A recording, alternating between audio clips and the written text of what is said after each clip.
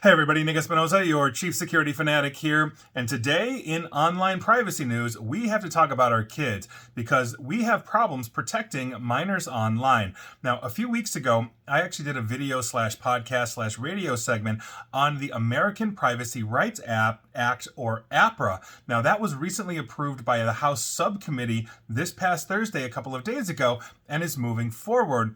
And this is the crux of the situation as we are moving. While I am for APRA, it leaves much to be desired right now because some of it is confusing and might be hard to enforce. Now, APRA combines proposed updates to COPPA, that's the Children Online's Privacy Protection Act, and a comprehensive privacy bill discussion draft, and that's in a recalibration of Congress's most recent focus on children's privacy. Now, if this bill becomes law, practitioners and privacy professionals will have to consider how kids' and teens' privacy fits into their comprehensive consumer privacy programs rather than simply just adhering to the standard COPPA protections. Now, specific mandates in the bill would require companies to treat all data collected from minors as sensitive, which would then trigger consent requirements before collectors could share that data with third parties. So, determining which data belonged to a covered minor while complying with part of the measure, which requires companies to collect only the data necessary to provide services,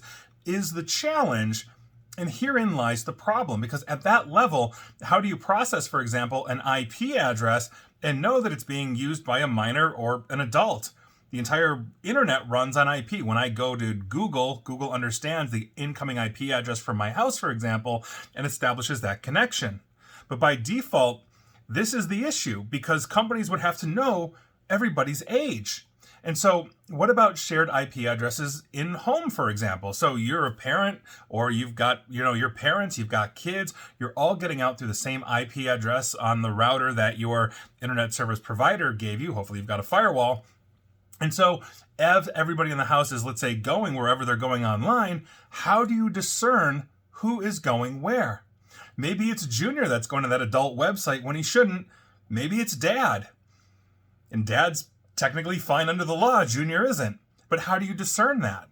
Attorneys have also pointed out in the APRA that compliance language essentially is unclear. For example, while it would expand COPPA to cover data collected about a minor, not just from them, it doesn't actually define what that includes. So if a parent posts a pic of a minor child online on their Instagram or Facebook account, which I never recommend, but millions do it, how do we handle that under this law?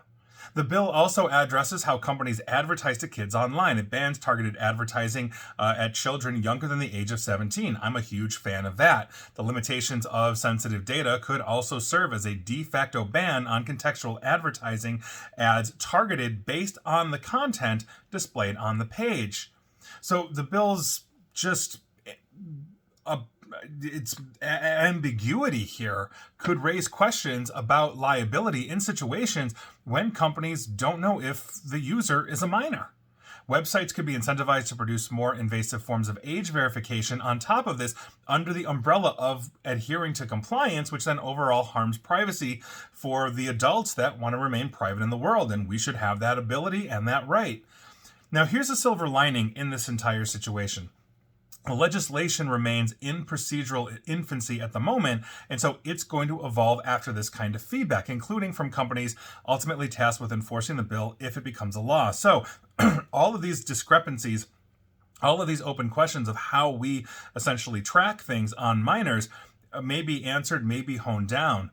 My fear here is that, when you've got the social media platforms of the world sending in their lobbyists, they don't want to have any kind of checks whatsoever because data is how they make their money. The ISPs are going to have a hard time with this. And so my fear is that we're going to get something very watered down when we may be able to create other kinds of mechanisms that allow people to maintain an anonymity online while still validating that they're an adult or a minor. And so I think we can come up with a separate system. I do a lot of work with Human ID, Foundation for Human Internet, that allows people to maintain anonymity online while validating their humans. Systems like that exist, and systems like that need to be applied here. So I think that as we are looking through this, there are answers, but as of right now, it's very difficult to discern who is who online, child, adult, man, woman, all that kind of stuff. So we'll see where this goes, but we need to hone these things down. And I'd love to hear thoughts on how we can maintain that privacy while still validating, I guess, our age in this case, because quite frankly, that's an uphill battle.